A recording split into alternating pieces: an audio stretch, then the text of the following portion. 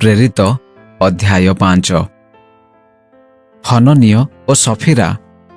ତେବେ ବିଶ୍ୱାସୀମାନଙ୍କ ମଧ୍ୟରୁ ଜଣେ ଯାହାଙ୍କ ନାମ ହନନୀୟ ଓ ଯାହାଙ୍କ ଭାର୍ଯ୍ୟାଙ୍କ ନାମ ସଫିରା ଥିଲା, ସେ ଏବଂ ସଫିରା ଏକତ୍ର ସେମାନଙ୍କ ସମ୍ପତ୍ତିରୁ କିଛି ବିକ୍ରୟ କଲେ। ପୁଣି ଭାର୍ଯ୍ୟାର ଜ୍ଞାତସାରରେ ସେଥିର ମୂଲ୍ୟରୁ କିଛି ଲୁଚାଇ ରଖି ଅବଶିଷ୍ଟ ଅଂଶ ମାତ୍ର ଆଣି ପ୍ରେରିତମାନଙ୍କ ଚରଣ ତଳେ ଥୋଇଲା। ସେଥିରେ ପିତର କହିଲେ, ହେ ହନନୀୟ, ପବିତ୍ର ଆତ୍ମାଙ୍କ ନିକଟରେ ମିଥ୍ୟା କହିବାକୁ ଓ ଭୂମିର ମୂଲ୍ୟରୁ କିଛି ଲୁଚାଇ ରଖିବାକୁ କାହିଁକି ଶୟତାନ ତୁମ୍ଭ ହୃଦୟ ସମ୍ପୂର୍ଣ୍ଣ ଅଧିକାର କରିଅଛି? ବିକ୍ରୟ ହେବା ପୂର୍ବେ ତାହା କ'ଣ ତୁମ୍ଭ ନିଜର ହୋଇ ରହିନଥିଲା? ଆଉ ବିକ୍ରୟ ହେବା ଉତ୍ତାରେ ସେଥିର ମୂଲ୍ୟ କି ତୁମ୍ଭ ନିଜ ଅଧିକାରରେ ନଥିଲା? ତେବେ ତୁମ୍ଭେ କିପରି ଆପଣା ହୃଦୟରେ ଏହି ବିଷୟ ଭାବିଲ? ତୁମ୍ଭେ ଯେ ମନୁଷ୍ୟ ନିକଟରେ ମିଥ୍ୟା କହିଲ ତାହା ନୁହେଁ, ମାତ୍ର ଈଶ୍ୱରଙ୍କ ନିକଟରେ ମିଥ୍ୟା କହିଲ। ଏହି ସବୁ କଥା ଶୁଣି ହନନୀୟ କଚାଡ଼ି ହୋଇ ପଡ଼ି ପ୍ରାଣତ୍ୟାଗ କଲା। ସେଥିରେ ଯେତେ ଲୋକ ଏହା ଶୁଣିଲେ ସମସ୍ତେ ଅତିଶୟ ଭୟ କଲେ। ଆଉ ଯୁବକମାନେ ଉଠି ତାହାକୁ ଲୁଗାରେ ଗୁଡ଼ାଇଲେ ଏବଂ ବାହାରକୁ ଘେନିଯାଇ ସମାଧି ଦେଲେ। ପ୍ରାୟ 3 ଘଣ୍ଟା ପରେ ତାହାର ଭାର୍ଯ୍ୟା ଆସିଲା, କିନ୍ତୁ କ'ଣ ଘଟିଅଛି ତାହା ସେ ଜାଣିନଥିଲା। ଆଉ ପିତର ତାହାକୁ ଉତ୍ତର ଦେଲେ, କୁହ ତ, ତୁମ୍ଭେମାନେ କ'ଣ ଏତିକି ଟଙ୍କାରେ ଭୂମି ବିକ୍ରୟ କଲ? ସେ କହିଲା, ହଁ, ସେତିକିରେ। ସେଥିରେ ପିତର ତାହାକୁ କହିଲେ, ପ୍ରଭୁଙ୍କ ଆତ୍ମାଙ୍କୁ ପରୀକ୍ଷା କରିବା ନିମନ୍ତେ ତୁମ୍ଭେମାନେ କାହିଁକି ଏକମତ ହେଲ? ଦେଖ, ଯେଉଁମାନେ ତୁମ୍ଭ ସ୍ୱାମୀକୁ ସମାଧି ଦେଇଅଛନ୍ତି ସେମାନେ ଦ୍ୱାର ପାଖରେ ଉପସ୍ଥିତ ହେଲେଣି, ଆଉ ସେମାନେ ତୁମ୍ଭକୁ ବାହାରକୁ ବହି ନେଇଯିବେ। ସେହି କ୍ଷଣି ସେ ତାହାଙ୍କ ପାଦ ତଳେ କଚାଡ଼ି ହୋଇ ପଡ଼ି ପ୍ରାଣତ୍ୟାଗ କଲା। ପୁଣି ଯୁବକମାନେ ଭିତରକୁ ଆସି ତାହାକୁ ମୃତ ଦେଖି ବାହାରକୁ ବହି ନେଇଗଲେ ଏବଂ ତାହାର ସ୍ୱାମୀ ପାଖରେ ତାହାକୁ ସମାଧି ଦେଲେ। ସେଥିରେ ସମୁଦାୟ ମଣ୍ଡଳୀ ଓ ଯେତେ ଲୋକ ଏହିସବୁ ବିଷୟ ଶୁଣିଲେ ସେମାନେ ସମସ୍ତେ ଅତିଶୟ ଭୟଭୀତ ହେଲେ। ଅଲୌକିକ ଆଶ୍ଚର୍ଯ୍ୟକର୍ମ। ପ୍ରେରିତମାନଙ୍କ ହସ୍ତ ଦ୍ୱାରା ଲୋକମାନଙ୍କ ମଧ୍ୟରେ ଅନେକ ଅନେକ ଲକ୍ଷଣ ଓ ଅଦ୍ଭୁତ କର୍ମ ସାଧିତ ହେବାକୁ ଲାଗିଲା। ଆଉ ସମସ୍ତ ମଣ୍ଡଳୀ ଏକଚିତ୍ତରେ ସୋଲୋମନଙ୍କ ମଣ୍ଡପରେ ଉପସ୍ଥିତ ହେଉଥିଲେ। କିନ୍ତୁ ଅନ୍ୟ ଲୋକମାନଙ୍କ ମଧ୍ୟରୁ କେହି ହେଲେ ସେମାନଙ୍କ ସହିତ ଯୋଗ ଦେବାକୁ ସାହସ କରୁନଥିଲେ। ତଥାପି ଲୋକମାନେ ସେମାନଙ୍କର ପ୍ରଶଂସା କରୁଥିଲେ। ପୁଣି ଆହୁରି ଅଧିକ ଅନେକ ପୁରୁଷ ଓ ସ୍ତ୍ରୀ ବିଶ୍ୱାସ କରି ପ୍ରଭୁଙ୍କ ସହିତ ସଂଯୁକ୍ତ ହେବାକୁ ଲାଗିଲେ। ଏପରିକି ପିତର ଆସିବା ସମୟରେ ଅନ୍ତତଃ ତାହାଙ୍କ ଛାୟା ଯେପରି ରୋଗୀମାନଙ୍କ ମଧ୍ୟରୁ କାହାରି କାହାରି ଉପରେ ପଡ଼େ, ଏଥି ନିମନ୍ତେ ଲୋକମାନେ ସେମାନଙ୍କୁ ଦାଣ୍ଡକୁ ବହି ନେଇ ଆସି ସେଜ ଓ ଖଟିଆରେ ରଖିଦେଉଥିଲେ। ଜେରୁସାଲେମ ସହରର ଚତୁର୍ଦିଗସ୍ଥ ନଗର ସମୂହରୁ ଲୋକ ସମୂହ ମଧ୍ୟ ରୋଗୀମାନଙ୍କୁ ଓ ଅଶୁଚି ଆତ୍ମା ଦ୍ୱାରା ଆକ୍ରାନ୍ତ ଲୋକମାନଙ୍କୁ ଆଣି ଏକତ୍ର ହେଉଥିଲେ, ଆଉ ସେମାନେ ସମସ୍ତେ ସୁସ୍ଥ ହେଲେ। ପ୍ରେରିତମାନଙ୍କ ପ୍ରତି ତାଡ଼ନା। ପରେ ମହାଯାଜକ ଓ ତାହାଙ୍କ ସଙ୍ଗୀ ସମସ୍ତେ ଅର୍ଥାତ୍ ସାଦୁକୀ ଦଳ ଈର୍ଷାରେ ପ୍ରଜ୍ୱଳିତ ହୋଇ ଉଠିଲେ ଓ ପ୍ରେରିତମାନଙ୍କୁ ଧରି ସାଧାରଣ କାରାଗାରରେ ରଖିଲେ। କିନ୍ତୁ ପ୍ରଭୁଙ୍କର ଜଣେ ଦୂତ ରାତ୍ରି କାଳରେ କାରାଗାରର ଦ୍ୱାର ସବୁ ଫିଟାଇ ଦେଲେ ଓ ସେମାନଙ୍କୁ ବାହାର କରି ଆଣି କହିଲେ, ଯାଅ, ମନ୍ଦିର ମଧ୍ୟରେ ଠିଆ ହୋଇ ଲୋକମାନଙ୍କୁ ଏହି ଜୀବନ ସମ୍ବନ୍ଧୀୟ ସମସ୍ତ କଥା କୁହ। ଏହା ଶୁଣି ସେମାନେ ପ୍ରଭାତ ସମୟରେ ମନ୍ଦିରରେ ପ୍ରବେଶ କରି ଶିକ୍ଷା ଦେବାକୁ ଲାଗିଲେ। ଇତିମଧ୍ୟରେ ମହାଯାଜକ ଓ ତାହାଙ୍କ ସଙ୍ଗୀମାନେ ଆସି ମହାସଭା ଓ ଇସ୍ରାଏଲ ସନ୍ତାନମାନଙ୍କର ପ୍ରାଚୀନ ବର୍ଗଙ୍କୁ ଡାକି ଏକତ୍ର କଲେ। ପୁଣି ସେମାନଙ୍କୁ ଆଣିବା ନିମନ୍ତେ କାରାଗାରକୁ ଲୋକ ପଠାଇଲେ। କିନ୍ତୁ କର୍ମଚାରୀମାନେ ଯାଇ କାରାଗାରରେ ସେମାନଙ୍କୁ ନ ପାଇ ଫେରିଆସି କହିଲେ, ଆମ୍ଭେମାନେ ଦେଖିଲୁ କାରାଗାର ଦୃଢ଼ ରୂପେ ରୁଦ୍ଧ ହୋଇଅଛି ଓ ଦ୍ୱାରଗୁଡ଼ିକରେ ରକ୍ଷକମାନେ ଠିଆ ହୋଇଅଛନ୍ତି, କିନ୍ତୁ ଦ୍ୱାର ଫିଟାନ୍ତେ ଭିତରେ ଆମ୍ଭେମାନେ କାହାକୁ ପାଇଲୁ ନାହିଁ। ଏହି ସବୁ କଥା ଶୁଣି ମନ୍ଦିରର ସେନାପତି ଓ ପ୍ରଧାନ ଯାଜକମାନେ ଏଥିର ପରିଣାମ କ'ଣ ହେବ ଭାବି ସେମାନଙ୍କ ବିଷୟରେ ଅବାକ୍ ହେବାକୁ ଲାଗିଲେ। ଏପରି ସମୟରେ ଜଣେ ଆସି ସେମାନଙ୍କୁ ସମ୍ବାଦ ଦେଲା, ଦେଖନ୍ତୁ, ଆପଣମାନେ ଯେଉଁ ଲୋକମାନଙ୍କୁ କାରାଗାରରେ ରଖିଥିଲେ ସେମାନେ ମନ୍ଦିରରେ ଠିଆ ହୋଇ ଲୋକମାନଙ୍କୁ ଶିକ୍ଷା ଦେଉଅଛନ୍ତି। ସେତେବେଳେ ସେନାପତି କର୍ମଚାରୀମାନଙ୍କ ସହିତ ଯାଇ ସେମାନଙ୍କୁ ଆଣିଲେ, କିନ୍ତୁ ବଳପୂର୍ବକ ନୁହେଁ, କାରଣ କାଳେ ଲୋକେ ସେମାନଙ୍କୁ ପଥର ଫୋପାଡ଼ିବେ ଏହା ଭୟ କରୁଥିଲେ। ସେମାନେ ସେମାନଙ୍କୁ ଆଣି ମହାସଭା ସମ୍ମୁଖରେ ଠିଆ କରାଇଲେ। ସେଥିରେ ମହାଯାଜକ ସେମାନଙ୍କୁ ପଚାରିଲେ, ଆମ୍ଭେମାନେ ତୁମ୍ଭମାନଙ୍କୁ ଏହି ନାମରେ ଶିକ୍ଷା ଦେବାକୁ ଅତି ଦୃଢ଼ ରୂପେ ନିଷେଧ କରିଥିଲୁ। ତଥାପି ଦେଖ, ତୁମ୍ଭେମାନେ ସମସ୍ତ ଜେରୁସାଲେମ ସହରରେ ଆପଣା ଶିକ୍ଷାରେ ପୂର୍ଣ୍ଣ କରି ସେହି ଲୋକର ରକ୍ତପାତର ଦୋଷ ଆମ୍ଭମାନଙ୍କ ଉପରେ ବର୍ତ୍ତାଇବାକୁ ଚାହୁଁଅଛ। କିନ୍ତୁ ପିତର ଓ ଅନ୍ୟ ପ୍ରେରିତମାନେ ଉତ୍ତର ଦେଲେ, ମନୁଷ୍ୟମାନଙ୍କର ଆଜ୍ଞା ଅପେକ୍ଷା ବରଂ ଈଶ୍ୱରଙ୍କ ଆଜ୍ଞା ପାଳନ କରିବା କର୍ତ୍ତବ୍ୟ। ଯେଉଁ ଯୀଶୁଙ୍କୁ ଆପଣମାନେ କ୍ରୁଶରେ ଟଙ୍ଗାଇ ବଧ କରିଥିଲେ, ଆମ୍ଭମାନଙ୍କ ପିତୃପୁରୁଷଙ୍କ ଈଶ୍ୱର ତାହାଙ୍କୁ ଉଠାଇ ଅଛନ୍ତି। ପୁଣି ସେ ଯେପରି ଇସ୍ରାଏଲକୁ ମନ ପରିବର୍ତ୍ତନ ଓ ପାପ କ୍ଷମା ଦାନ କରନ୍ତି, ଏଥି ନିମନ୍ତେ ଈଶ୍ୱର ଆପଣା ଦକ୍ଷିଣ ହସ୍ତ ଦ୍ୱାରା ଅଧିପତି ଓ ତ୍ରାଣକର୍ତ୍ତା ସ୍ୱରୂପେ ଉନ୍ନତ କରିଅଛନ୍ତି।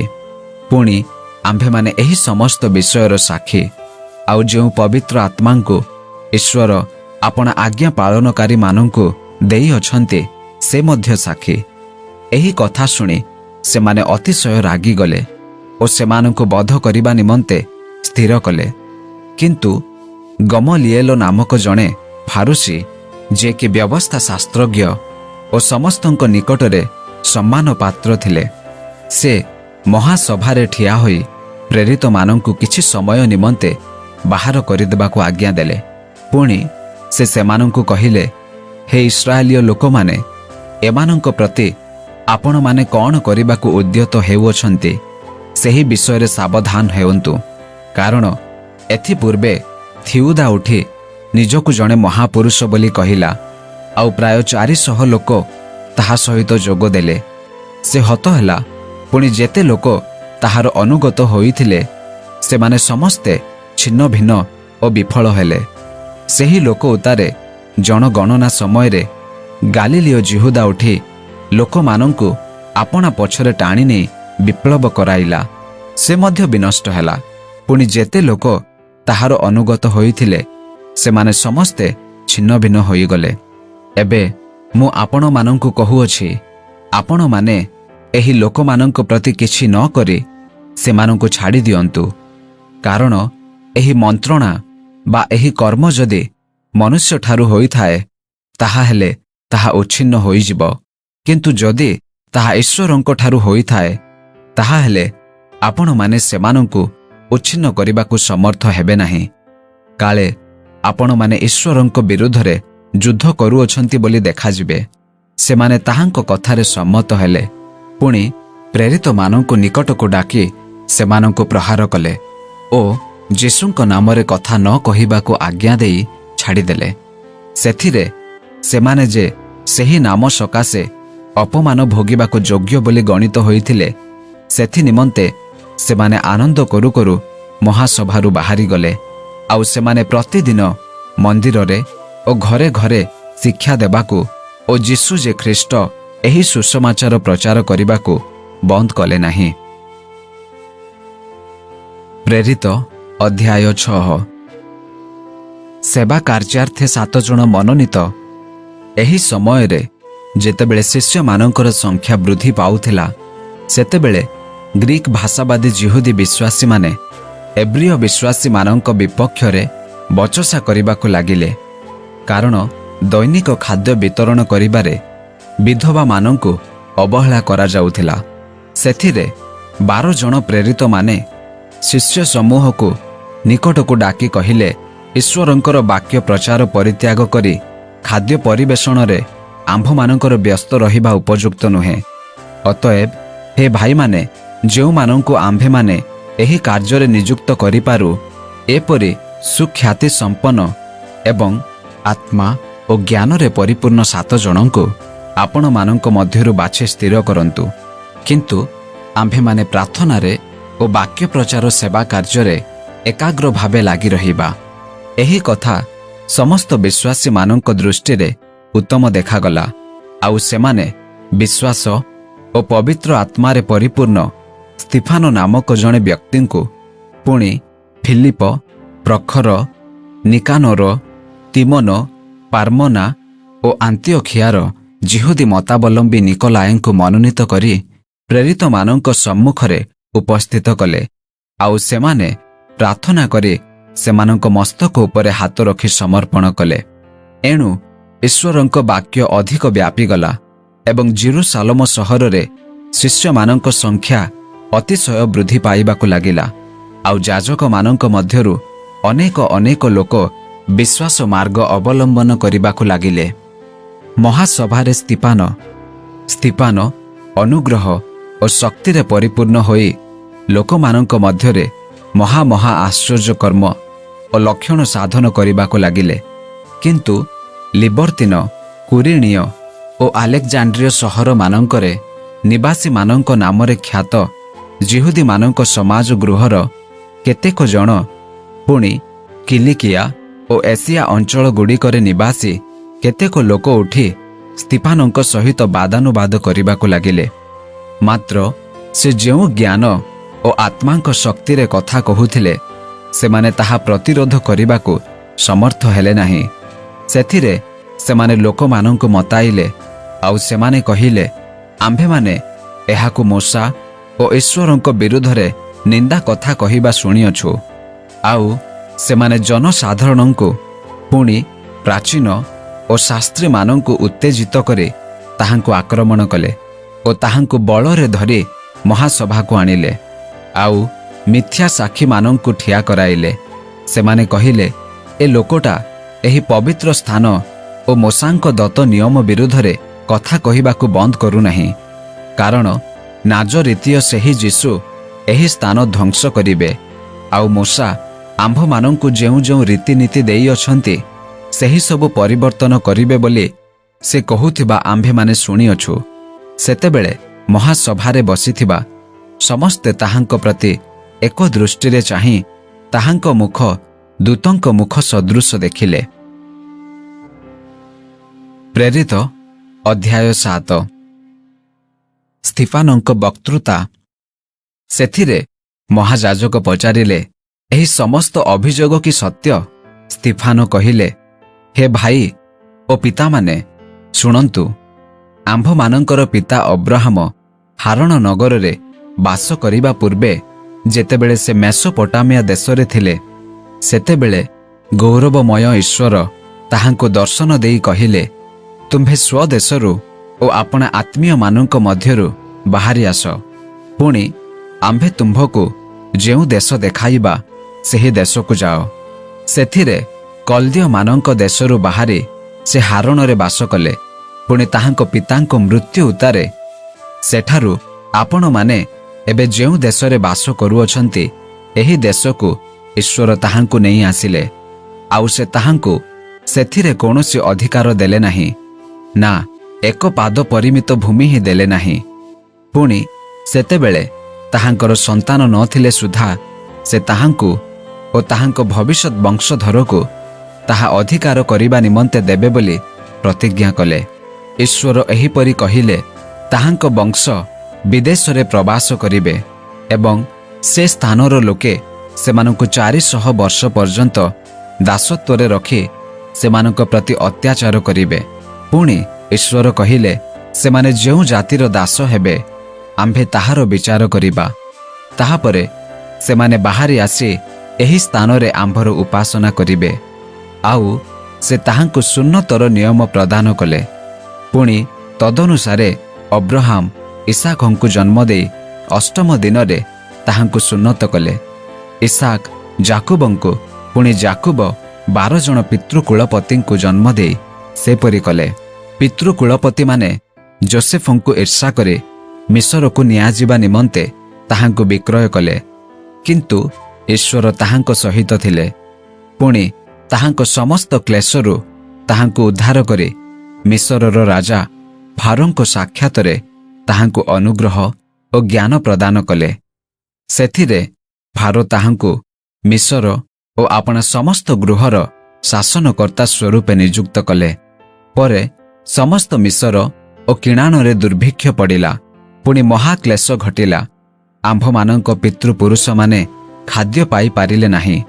କିନ୍ତୁ ମିଶରରେ ଶସ୍ୟ ଅଛି ବୋଲି ଶୁଣି ଯାକୁବ ଆମ୍ଭମାନଙ୍କ ପିତୃପୁରୁଷମାନଙ୍କୁ ପ୍ରଥମରେ ପ୍ରେରଣ କଲେ। ପୁଣି ଦ୍ୱିତୀୟ ଥର ଯୋସେଫ ଆପଣା ଭାଇମାନଙ୍କ ନିକଟରେ ପରିଚିତ ହେଲେ। ଆଉ ଫାରୋ ଯୋସେଫଙ୍କ ଜାତିର ପରିଚୟ ପାଇଲେ। ତାହାପରେ ଯୋସେଫ ଆପଣା ପିତା ଯାକୁବ ଓ 75 ଜଣ ଜ୍ଞାତି କୁଟୁମ୍ବ ସମସ୍ତଙ୍କୁ ଡକାଇ ପଠାଇଲେ। ସେଥିରେ ଯାକୁବ ମିଶରକୁ ଗଲେ।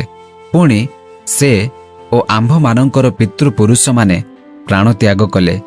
ଆଉ ସେମାନଙ୍କ ମୃତ ଶରୀର ସିଖିମକୁ ନିଆଯାଇ ଅବ୍ରାହମ ସେଠାକାର ହୋମର ସନ୍ତାନମାନଙ୍କ ଠାରୁ ଯେଉଁ ସମାଧି ସ୍ଥାନକୁ ରୌପ୍ୟ ମୂଲ୍ୟ ଦେଇ କ୍ରୟ କରିଥିଲେ ସେଥିରେ ସମାଧିସ୍ଥ ହେଲେ।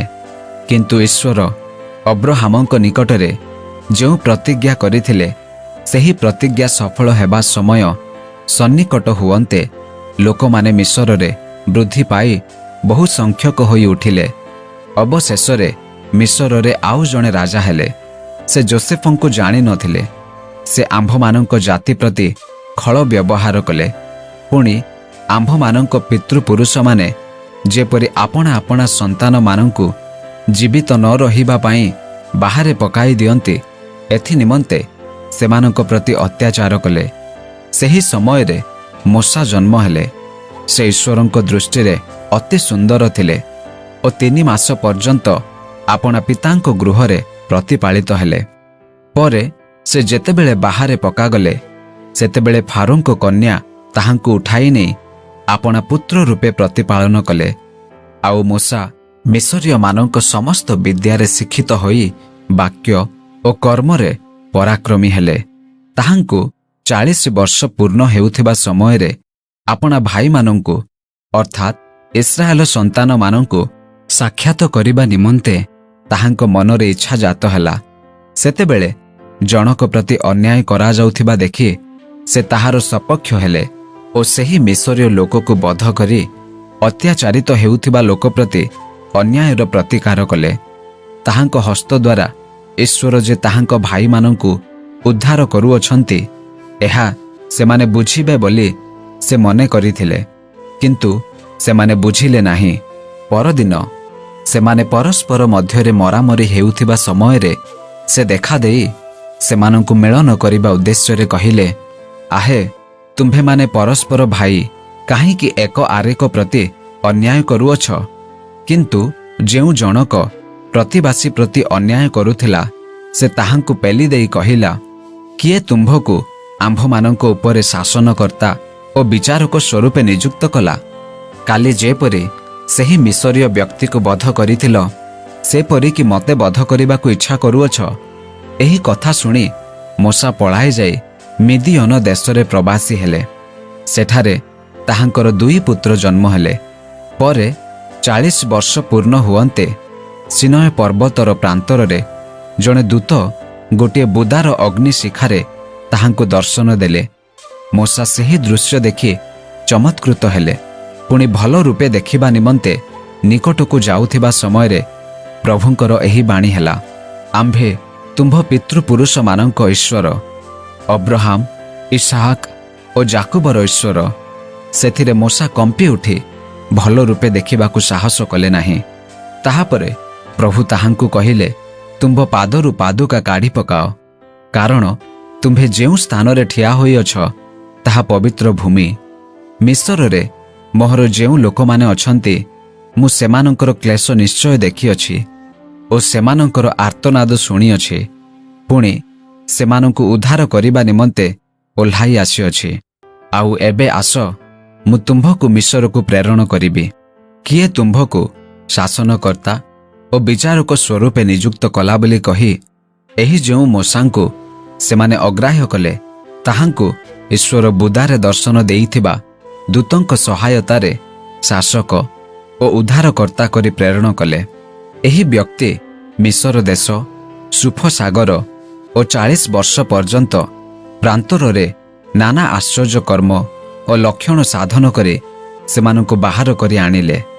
ଏହି ମୋଶା ଇସ୍ରାଏଲର ସନ୍ତାନମାନଙ୍କୁ କହିଲେ, ଈଶ୍ୱର ତୁମ୍ଭମାନଙ୍କର ଭାଇମାନଙ୍କ ମଧ୍ୟରୁ ତୁମ୍ଭମାନଙ୍କ ନିମନ୍ତେ ମୋହର ସଦୃଶ ଜଣେ ଭାବବାଦୀଙ୍କୁ ଉତ୍ପନ୍ନ କରିବେ। ଏହି ବ୍ୟକ୍ତି ପ୍ରାନ୍ତରସ୍ଥ ମଣ୍ଡଳୀ ମଧ୍ୟରେ ସିନୟ ପର୍ବତରେ ତାହାଙ୍କ ସହିତ କଥା କହୁଥିବା ଦୂତଙ୍କ ଓ ଆମ୍ଭମାନଙ୍କ ପିତୃପୁରୁଷମାନଙ୍କ ମଧ୍ୟରେ ମଧ୍ୟସ୍ଥ ଥିଲେ। ସେ ତୁମ୍ଭମାନଙ୍କୁ ଦାନ କରିବା ନିମନ୍ତେ ଜୀବନ୍ତ ବାକ୍ୟ ସମୂହ ପ୍ରାପ୍ତ ହେଲେ। ଆମ୍ଭମାନଙ୍କର ପିତୃପୁରୁଷମାନେ ତାହାଙ୍କର ଆଜ୍ଞାବହ ହେବାକୁ ଇଚ୍ଛା ନ କରି ତାହାଙ୍କୁ ଅଗ୍ରାହ୍ୟ କଲେ। ପୁଣି ଆପଣା ଆପଣା ହୃଦୟରେ ମିଶରକୁ ବାହୁଡ଼ି ଯାଇ ହାରଣଙ୍କୁ କହିଲେ, ଆମ୍ଭମାନଙ୍କ ଆଗେ ଆଗେ ଯିବା ନିମନ୍ତେ ଆମ୍ଭମାନଙ୍କ ପାଇଁ ଦେବତାମାନଙ୍କୁ ନିର୍ମାଣ କର। କାରଣ ଏହି ଯେଉଁ ମୋଶା ଆମ୍ଭମାନଙ୍କୁ ମିଶର ଦେଶରୁ ବାହାର କରି ଆଣିଲେ, ତାହାଙ୍କ ପ୍ରତି କ'ଣ ଘଟିଅଛି ତାହା ଆମ୍ଭେମାନେ ଜାଣୁନାହୁଁ। ଆଉ ସେହି ସମୟରେ ସେମାନେ ଗୋଟିଏ ଗୋବତ୍ସ ନିର୍ମାଣ କଲେ ଏବଂ ସେହି ପ୍ରତିମା ଉଦ୍ଦେଶ୍ୟରେ ବଳି ଉତ୍ସର୍ଗ କରି ଆପଣା ଆପଣା ହସ୍ତ ନିର୍ମିତ ବସ୍ତୁରେ ଆନନ୍ଦ କରିବାକୁ ଲାଗିଲେ। କିନ୍ତୁ ଈଶ୍ୱର ବିମୁଖ ହୋଇ ସେମାନଙ୍କୁ ଆକାଶ ବାହିନୀର ଉପାସନା କରିବାକୁ ଛାଡ଼ିଦେଲେ।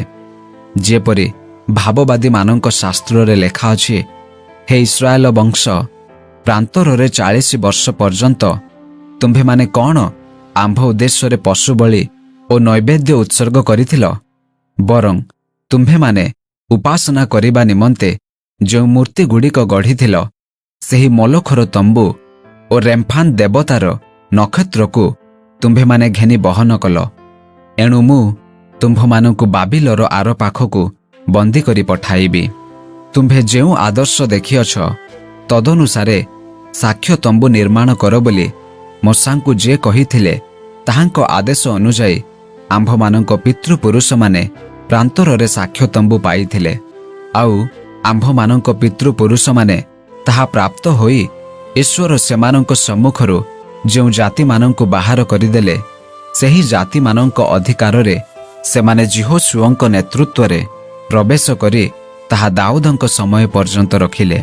ଦାଉଦ ଈଶ୍ୱରଙ୍କ ଦୃଷ୍ଟିରେ ଅନୁଗ୍ରହ ପାତ୍ର ହୋଇ ଯାକୋବଙ୍କର ଈଶ୍ୱରଙ୍କ ନିମନ୍ତେ ଗୋଟିଏ ବାସସ୍ଥାନ ଆୟୋଜନ କରିବା ପାଇଁ ପ୍ରାର୍ଥନା କଲେ। କିନ୍ତୁ ସୋଲୋମନ ଈଶ୍ୱରଙ୍କ ନିମନ୍ତେ ଗୋଟିଏ ମନ୍ଦିର ନିର୍ମାଣ କଲେ। ତଥାପି ଯେ ମହାନ ଈଶ୍ୱର ସେ ହସ୍ତ ନିର୍ମିତ ଗୃହରେ ବାସ କରନ୍ତି ନାହିଁ। ଯେପରି ଭାବବାଦୀ କହନ୍ତି, ସ୍ୱର୍ଗ ଆମ୍ଭର ସିଂହାସନ, ପୃଥିବୀ ଆମ୍ଭର ପାଦପୀଠ। ପ୍ରଭୁ କହନ୍ତି, ତୁମ୍ଭେମାନେ ଆମ୍ଭ ନିମନ୍ତେ କି ପ୍ରକାର ଗୃହ ନିର୍ମାଣ କରିବ? କିମ୍ବା ଆମ୍ଭର ବିଶ୍ରାମ ସ୍ଥାନ କାହିଁ? ଆମ୍ଭର ହସ୍ତ କ'ଣ ଏହି ସମସ୍ତ ବିଷୟ ସୃଷ୍ଟି କରିନାହିଁ? ହେ ଦାମ୍ଭିକମାନେ, ପୁଣି ଅସୁନ୍ନତି ହୃଦୟ ଓ କର୍ଣ୍ଣ ବିଶିଷ୍ଟ ଲୋକେ, ଆପଣମାନେ ସର୍ବଦା ପବିତ୍ର ଆତ୍ମାଙ୍କର ପ୍ରତିରୋଧ କରୁଅଛନ୍ତି। ଆପଣମାନଙ୍କର ପିତୃପୁରୁଷମାନେ ଯେପରି ଆପଣମାନେ ମଧ୍ୟ ସେହିପରି। ଭାବବାଦୀମାନଙ୍କ ମଧ୍ୟରୁ କାହାକୁ ଆପଣମାନଙ୍କର ପିତୃପୁରୁଷମାନେ ତାଡ଼ନା କରିନଥିଲେ, ଯେଉଁମାନେ ସେହି ଧାର୍ମିକ ବ୍ୟକ୍ତିଙ୍କ ଆଗମନ ବିଷୟରେ ପୂର୍ବରୁ ଜଣାଇଥିଲେ, ସେମାନଙ୍କୁ ସେମାନେ ବଧ କଲେ।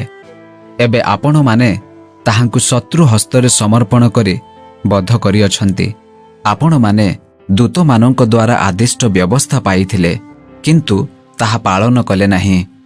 ପ୍ରସ୍ତରାଘାତରେ ସ୍ତିଫାନଙ୍କ ମୃତ୍ୟୁ। ଏହି ସମସ୍ତ କଥା ଶୁଣି ସେମାନେ ଅତିଶୟ ରାଗିଗଲେ। ପୁଣି ତାହାଙ୍କ ପ୍ରତି ଦାନ୍ତ କଡ଼ମଡ଼ କରିବାକୁ ଲାଗିଲେ। କିନ୍ତୁ ସେ ପବିତ୍ର ଆତ୍ମାରେ ପୂର୍ଣ୍ଣ ହୋଇ ସ୍ୱର୍ଗ ପ୍ରତି ସ୍ଥିର ଦୃଷ୍ଟିରେ ଚାହିଁଲେ। ଆଉ ଈଶ୍ୱରଙ୍କ ମହିମା ଓ ଯୀଶୁଙ୍କୁ ଈଶ୍ୱରଙ୍କ ଦକ୍ଷିଣ ପାର୍ଶ୍ୱରେ ଠିଆ ହୋଇଥିବା ଦେଖି କହିଲେ, ଦେଖନ୍ତୁ, ମୁଁ ସ୍ୱର୍ଗକୁ ଖୋଲା ହୋଇଥିବା ଓ ମନୁଷ୍ୟ ପୁତ୍ରଙ୍କୁ ଈଶ୍ୱରଙ୍କ ଦକ୍ଷିଣ ପାର୍ଶ୍ୱରେ ଠିଆ ହୋଇଥିବା ଦେଖୁଅଛି। କିନ୍ତୁ ସେମାନେ ଉଚ୍ଚ ସ୍ୱରରେ ଚିତ୍କାର କରି ଆପଣା ଆପଣା କର୍ଣ୍ଣ ବନ୍ଦ କଲେ, ଆଉ ଏକ ସଙ୍ଗରେ ତାହାଙ୍କ ଉପରେ ମାଡ଼ି ପଡ଼ିଲେ। ପୁଣି ସେମାନେ ତାହାଙ୍କୁ ନଗରରୁ ବାହାର କରିଦେଇ ପଥର ଫୋପାଡ଼ି ମାରିବାକୁ ଲାଗିଲେ। ଆଉ ସାକ୍ଷୀମାନେ ସାଉଲ ନାମକ ଜଣେ ଯୁବକଙ୍କ ପାଦ ପାଖରେ ଆପଣା ଆପଣା ବସ୍ତ୍ର ରଖିଲେ। ଯେତେବେଳେ ସେମାନେ ସ୍ତିଫାନଙ୍କୁ ପଥର ଫୋପାଡ଼ି ମାରୁଥିଲେ, ସେତେବେଳେ ସେ ପ୍ରାର୍ଥନା କରି କହିଲେ, ହେ ପ୍ରଭୁ ଯୀଶୁ, ମୋହର ଆତ୍ମା ଗ୍ରହଣ କର। ପୁଣି ସେ ଆଣ୍ଠୋଇ ପଡ଼ି ଉଚ୍ଚ ସ୍ୱରରେ ଡାକି କହିଲେ, हे प्रभु ଏହି ପାପ ଏମାନଙ୍କ ବିରୁଦ୍ଧରେ ଗଣନା କର ନାହିଁ। ସେ ଏହା କହି ମହାନିଦ୍ରା ପ୍ରାପ୍ତ ହେଲେ। ପ୍ରେରିତ ଅଧ୍ୟାୟ 8। ମଣ୍ଡଳୀ ଉପରେ ସାଉଲଙ୍କ ଦୌରାତ୍ମ୍ୟ। ସାଉଲ ସ୍ତିଫାନଙ୍କ ହତ୍ୟାରେ ଏକମତ ଥିଲେ। ସେହିଦିନ ଜିରୁସାଲମ ସହରରେ ଥିବା ମଣ୍ଡଳୀ ପ୍ରତି ଅତିଶୟ ତାଡ଼ନା ଘଟିଲା। ସେଥିରେ ପ୍ରେରିତମାନଙ୍କ ଛଡ଼ା ଅନ୍ୟ ସମସ୍ତେ ଜିହୁଦିଆ ପ୍ରଦେଶ ଓ ସମୀରଣ ଅଞ୍ଚଳ ସମୂହର ଚାରିଆଡ଼େ ଛିନ୍ନ ଭିନ୍ନ ହୋଇଗଲେ। ତଥାପି କେତେକ ଭକ୍ତ ଲୋକମାନେ ସ୍ତିଫାନଙ୍କୁ ସମାଧି ଦେଇ ତାହାଙ୍କ ନିମନ୍ତେ ବହୁତ ବିଳାପ କଲେ। କିନ୍ତୁ ସାଉଲ ଘରେ ଘରେ ପଶି ବିଶ୍ୱାସୀ ପୁରୁଷ ଓ ସ୍ତ୍ରୀ ଲୋକମାନଙ୍କୁ ଟାଣି ଆଣି କାରାଗାରରେ ନିକ୍ଷେପ କରି ମଣ୍ଡଳୀକୁ ଧ୍ୱଂସ କରିବାକୁ ଲାଗିଲେ। ସମୀରଣରେ ଫିଲିପଙ୍କ ପ୍ରଚାର। ସେଥିରେ ଯେଉଁମାନେ ଛିନ୍ନ ଭିନ୍ନ ହୋଇଥିଲେ ସେମାନେ ଚତୁର୍ଦିଗରେ ଭ୍ରମଣ କରୁ କରୁ ସୁସମାଚାରର ବାକ୍ୟ ପ୍ରଚାର କଲେ। ପୁଣି ଫିଲିପ ସମୀରଣର ପ୍ରଧାନ ନଗରକୁ ଯାଇ ଲୋକମାନଙ୍କ ନିକଟରେ ଖ୍ରୀଷ୍ଟଙ୍କୁ ଘୋଷଣା କରିବାକୁ ଲାଗିଲେ। ଆଉ ଲୋକସମୂହ ଫିଲିପଙ୍କ କଥା ଶୁଣି ଓ ସେ କରିଥିବା ଆଶ୍ଚର୍ଯ୍ୟ କର୍ମଗୁଡ଼ିକ ଦେଖି ଏକଚିତ୍ତରେ ତାହାଙ୍କ କଥାରେ ମନୋଯୋଗ କରୁଥିଲେ। କାରଣ ଅଶୁଚି ଆତ୍ମାବିଷ୍ଟ ଅନେକ ଲୋକଙ୍କଠାରୁ ସେହି ଆତ୍ମାଗୁଡ଼ାକ ଉଚ୍ଚ ସ୍ୱରରେ ଚିତ୍କାର କରି ବାହାରି ଆସିବାକୁ ଲାଗିଲେ। ପୁଣି ଅନେକ ପକ୍ଷାଘାତ ରୋଗୀ ଓ ଖଞ୍ଜ ସୁସ୍ଥ ହେଲେ। ସେଥିରେ ସେ ନଗରରେ ମହା ଆନନ୍ଦ ହେଲା। କୁହୁକ ସିମୋନ। କିନ୍ତୁ ସିମୋନ ନାମକ ଜଣେ ଲୋକ ଏଥିପୂର୍ବେ ସେହି ନଗରରେ କୁହୁକ କର୍ମ କରି ନିଜକୁ ଜଣେ ମହାପୁରୁଷ ବୋଲି କହି ସମୀରଣୀୟ ଲୋକମାନଙ୍କୁ ଆଚମ୍ବିତ କରୁଥିଲା। ଈଶ୍ୱରଙ୍କର ଯେଉଁ ଶକ୍ତିକୁ ମହାନ ବୋଲି କୁହାଯାଏ, ସାନଠାରୁ ବଡ଼ ପର୍ଯ୍ୟନ୍ତ ସମସ୍ତେ ଏ ସେହି ବୋଲି କହି ତାହାଙ୍କୁ ମାନ୍ୟ କରୁଥିଲେ। ସେମାନେ ତାହାକୁ ମାନ୍ୟ କରୁଥିବାର କାରଣ ଏହି ଯେ ସେ ବହୁ କାଳ ହେଲା ନିଜ କୁହୁକ କର୍ମ ଦ୍ୱାରା ସେମାନଙ୍କୁ ଆଚମ୍ବିତ କରିଥିଲା। କିନ୍ତୁ ଫିଲିପ ଈଶ୍ୱରଙ୍କ ରାଜ୍ୟ ଓ ଯୀଶୁଖ୍ରୀଷ୍ଟଙ୍କ ନାମ ବିଷୟକ ସୁସମାଚାର ପ୍ରଚାର କରିବାରୁ ସେମାନେ ଯେତେବେଳେ ତାହାଙ୍କ କଥାରେ ବିଶ୍ୱାସ କଲେ, ସେତେବେଳେ ପୁରୁଷ ଓ ସ୍ତ୍ରୀ ଉଭୟ ବାପ୍ତିଜିତ ହେବାକୁ ଲାଗିଲେ। ଆଉ ସିମୋନ ନିଜେ ମଧ୍ୟ ବିଶ୍ୱାସ କରି ବାପ୍ତିଜିତ ହେଲା ଓ ଫିଲିପଙ୍କ ସାଥେ ସାଥେ ରହିଲା। ଆଉ ନାନା ଲକ୍ଷଣ ଓ ମହା ଆଶ୍ଚର୍ଯ୍ୟର କାର୍ଯ୍ୟ ଦେଖି ଆଚମ୍ବିତ ହେବାକୁ ଲାଗିଲା। ସମୀରଣରେ ପିତର ଓ ଯୋହନ। ସମୀରଣର ଲୋକମାନେ ଯେ ଈଶ୍ୱରଙ୍କ ବାକ୍ୟ ଗ୍ରହଣ କରିଅଛନ୍ତି, ଏହା ଯେତେବେଳେ ଜିରୁସାଲମ ସହରରେ ଥିବା ପ୍ରେରିତମାନେ ଶୁଣିଲେ, ସେତେବେଳେ ସେମାନେ ପିତର ଓ ଯୋହନଙ୍କୁ ସେମାନଙ୍କ ନିକଟକୁ ପଠାଇଲେ।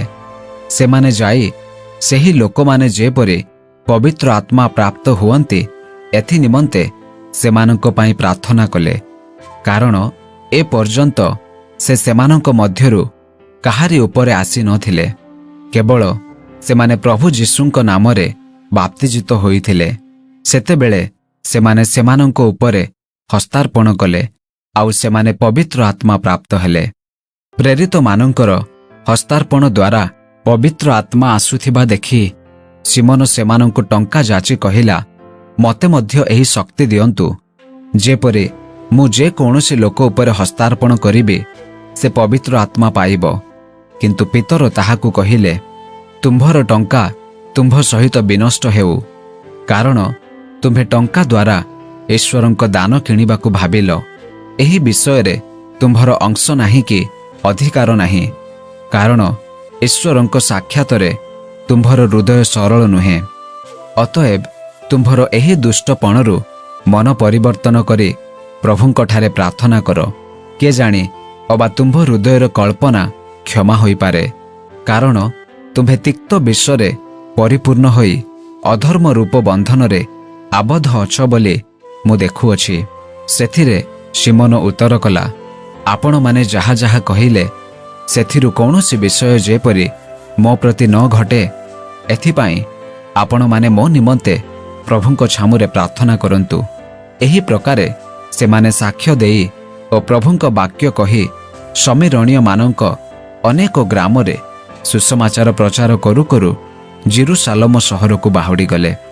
ଫିଲିପ ଓ ଇଥିଓପିଆ ନପୁଂସକ।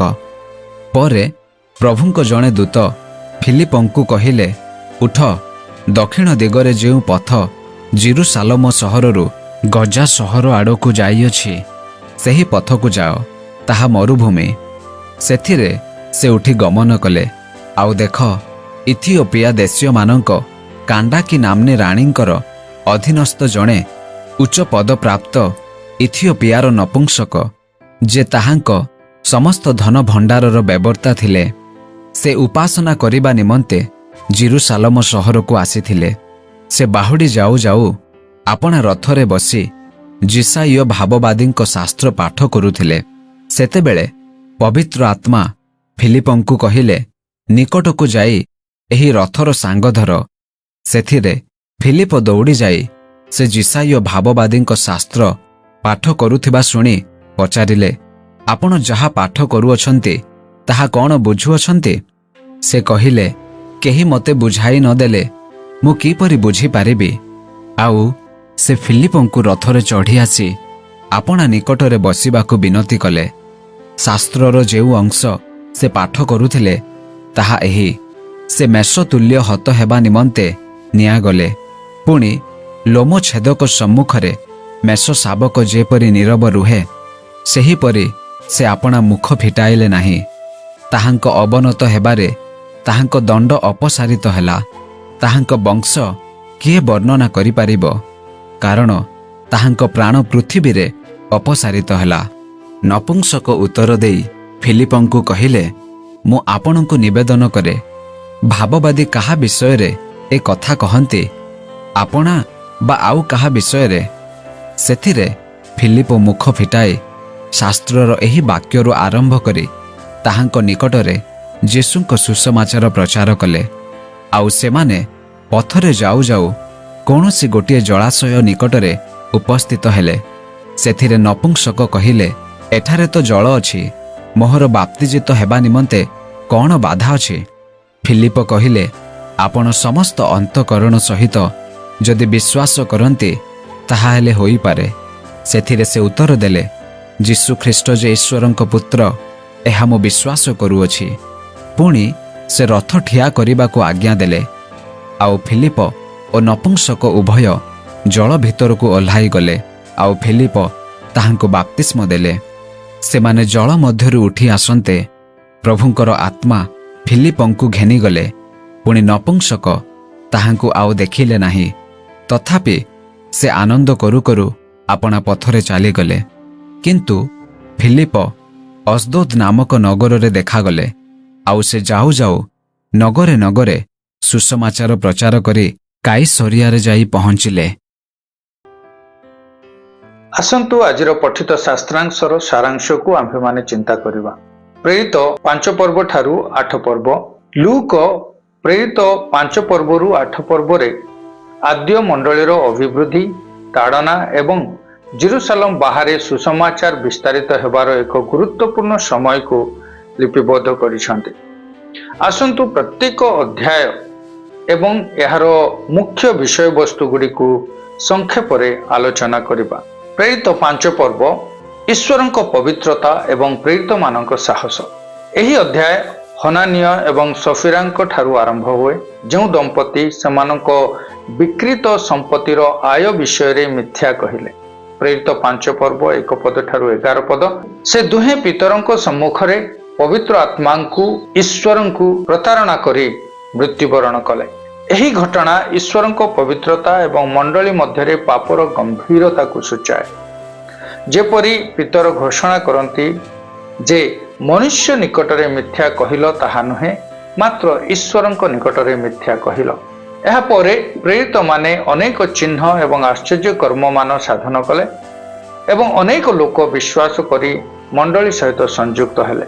କିନ୍ତୁ ମହାସଭା ଈର୍ଷାପରାୟଣ ହୋଇ ସେମାନଙ୍କୁ ଗିରଫ କଲେ।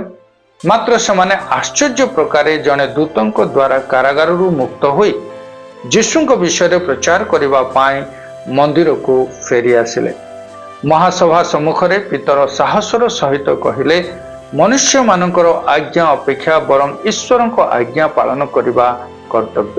ପ୍ରେରିତ 5 ପର୍ବ 29 ପଦ। ଗମାଲିଏଲ ଜଣେ ସମ୍ମାନିତ ଫାରୁସି ବୁଦ୍ଧିମାନ ଭାବରେ ସେମାନଙ୍କୁ ପରାମର୍ଶ ଦେଇ କହିଲେ, ଏମାନଙ୍କୁ ଛାଡ଼ି ଦିଅ।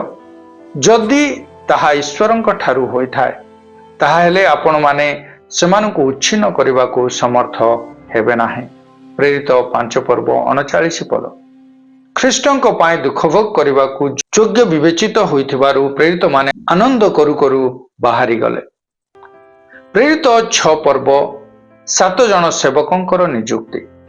ମଣ୍ଡଳୀ ଅତିଶୟ ବୃଦ୍ଧି ପାଇବାକୁ ଲାଗିଲା, କିନ୍ତୁ ଖାଦ୍ୟ ବଣ୍ଟନକୁ ନେଇ ହେଲେନିଷ୍ଟିକ ଅର୍ଥାତ୍ ଗ୍ରୀକ ଭାଷାବାଦୀ ବିଧବା ଏବଂ ଏବ୍ରିୟ ଜିହୁଦୀ ବିଧବାମାନଙ୍କ ମଧ୍ୟରେ ବିବାଦ ସୃଷ୍ଟି ହେଲା। ପ୍ରେରିତମାନେ ପ୍ରାର୍ଥନା ଏବଂ ପ୍ରଚାର ଉପରେ ଧ୍ୟାନ ଦେବାକୁ ଇଚ୍ଛା କରି ଏହି ଖାଦ୍ୟ ବଣ୍ଟନର ବିଷୟକୁ ପରିଚାଳନା କରିବା ପାଇଁ ବିଶ୍ୱାସ ଏବଂ ପବିତ୍ର ଆତ୍ମାରେ ପରିପୂର୍ଣ୍ଣ 7 ଜଣ ବ୍ୟକ୍ତିଙ୍କୁ ନିଯୁକ୍ତ କଲେ। ପ୍ରେରିତ 6 ପର୍ବ 3 ପଦ।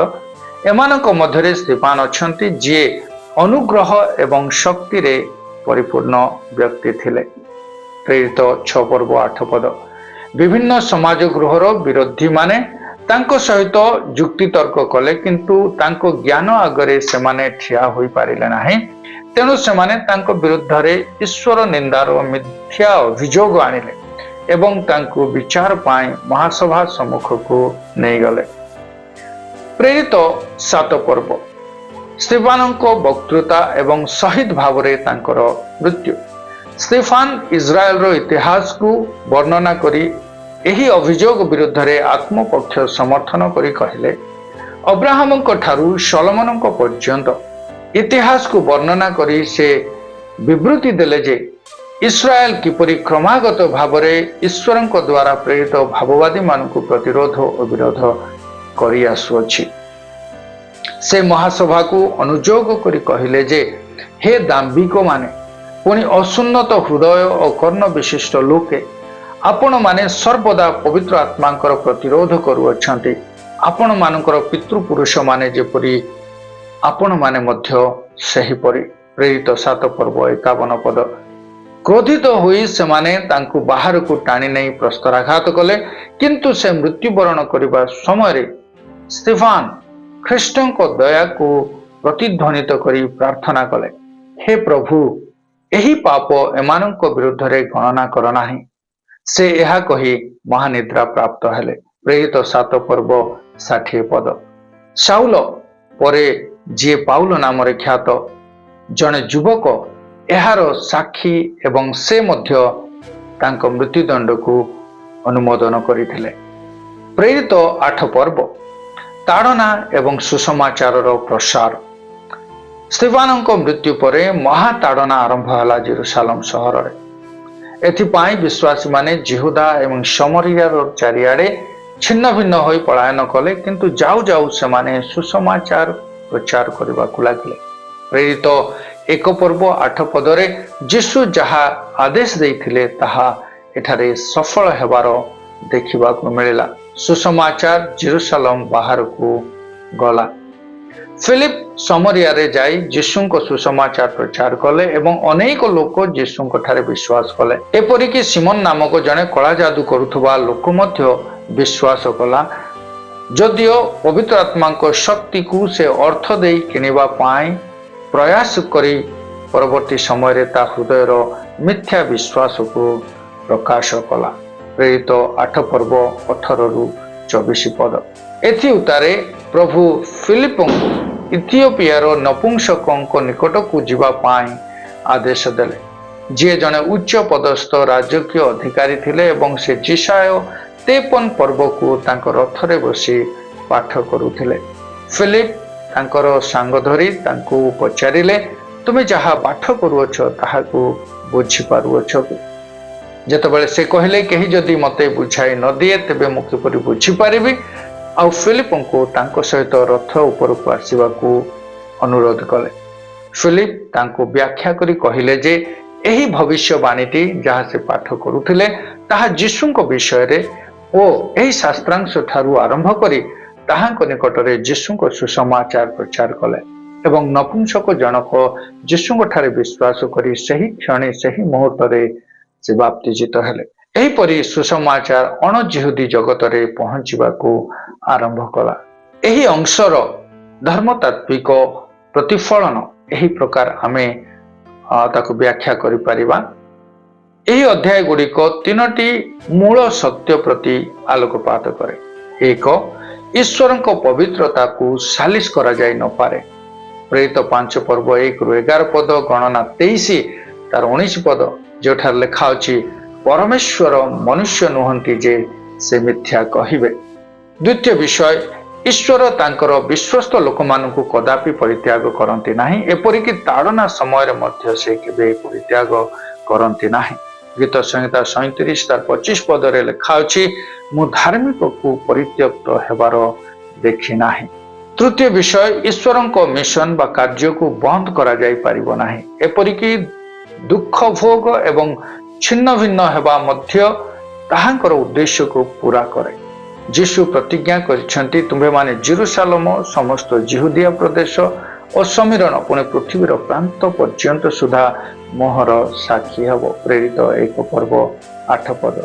ଏପରିକି ଯେତେବେଳେ ସମସ୍ତ ଜଗତ ମଣ୍ଡଳୀ ବିରୁଦ୍ଧରେ ଉଠି ଆକ୍ରମଣ କରନ୍ତି, ତଥାପି ଈଶ୍ୱର ତାଙ୍କ ଲୋକମାନଙ୍କୁ କଦାପି ପରିତ୍ୟାଗ କରନ୍ତି ନାହିଁ, ଆଉ ମଣ୍ଡଳୀ କେବେ ମଧ୍ୟ ଉଚ୍ଛିନ୍ନ ହୋଇପାରିବ ନାହିଁ। ଆଜିର ଧ୍ୟାନରେ ପ୍ରଭୁ ଆଶୀର୍ବାଦ କରନ୍ତୁ।